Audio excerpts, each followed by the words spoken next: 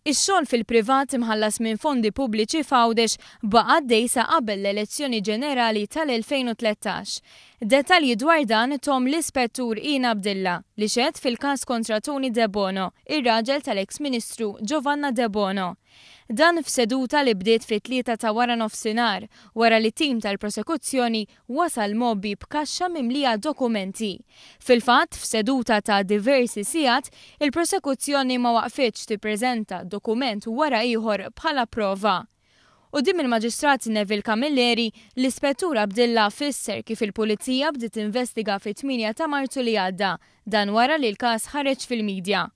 Fil-waqt li ta' rendikont tal-investigazzjoni fisser kif żvolta importanti kienet seħħet fl-1 ta' April, meta kien hemm whistleblower rikonoxxut skont il-liġi. Tony De Bono li għandu 13 il-akkuża kien imexxi Central Maintenance Unit fih dan il-Ministeru ta' Għawdex u fuqu kellu direttur. De Bono kien jgħaddi xogħlijiet fil-privat imħallsa minn fondi pubbliċi mingħajr l-approvazzjoni ta' direttur Joseph Portelli. L-Ispettur Abdilla qal li meta fl-investigazzjoni id-direttur kien mistoqsi dwar ir-relazzjoni fuq ix-xogħol ma' Tony De Bono, id-direttur fissira bħala waħda differenti.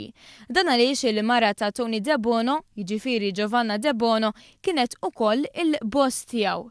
Fil-qorti kien spjegat kif ftit żmien wara li Tony De Bono kien jibgħat lil kuntratturi jagħmel xogħol fil-privat kien jgħidlu fuq ix irid joħroġ l-invoice. Kien jgħidlu wkoll biex ir-rata jollihom ħalli l-bilanċ jinħeles aktar malajr.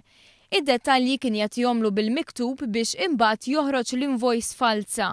Dawn in-noti bil-kalligrafija ta' Tony De Bono kienu nżammu mill-whistleblower u 3 kienu ppreżentati l-qorti. Bl-istess mod kienu ppreżentati l-invoices folots. Fil-qorti l-Ispettur Abdilla spjega x-xogħlijiet wieħed u għal kull każ kienu ppreżentati numru ta' ritratti. Jispikaw ix-xogħlijiet f'vilel u restaurant għalkemm l-aktar popolari kienu trejqiet u xogħlijiet fil-kampanja. L-aktar każ riċenti sar fi frar tal-2013, meta lil xi ħadd kienu qed joħolqulu triq u biex jagħmlu dan kienu ħadmu mill-bitħa tal-iskola ta' Kerċem.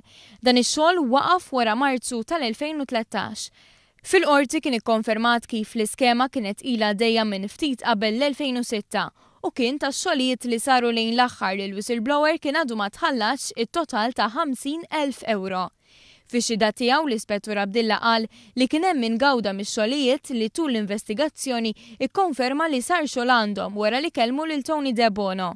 Fil-qorti l-Ispettur qal kif l-aħħar xhur Tony De Bono għadda 2 pagamenti ta' 10,000 euro lil whistleblower bit-tieni wieħed jitħallas f'Ottubru tas-sena li għaddiet. B'hekk illum il-whistleblower baqalu jieħu 30,000 euro. Intant l-Ispettur Ina Abdilla spjega wkoll kif fost il-persuni mitkellma kien hemm is-sit tal-kumpanija li ħafna drabi kienet tipprovdi l-konkos. Qal li s-sit ma kienx ċert fejn kien intuża l-materjal, iżda fisser kif kull provvista li provdija fuq istruzzjonijiet ta' Anthony De Bono. Fil-fatt kull dokument li rikonoxxi l-wasla tal-provvista hija firmata minn De Bono. Mill-investigazzjoni dettaljata li saret irriżulta li anki fejn ma tħallasx il-whistleblower il-materjal tħallas. Ismih fil-qorti sar fil-preżenza tal-eks Ministru Giovanna De Bono, xi ħaġa legalment possibbli, għaliex peress li Giovanna De Bono hija mart l-imputat hija ma tistax tintalab tixed f'każ kriminali kontrih.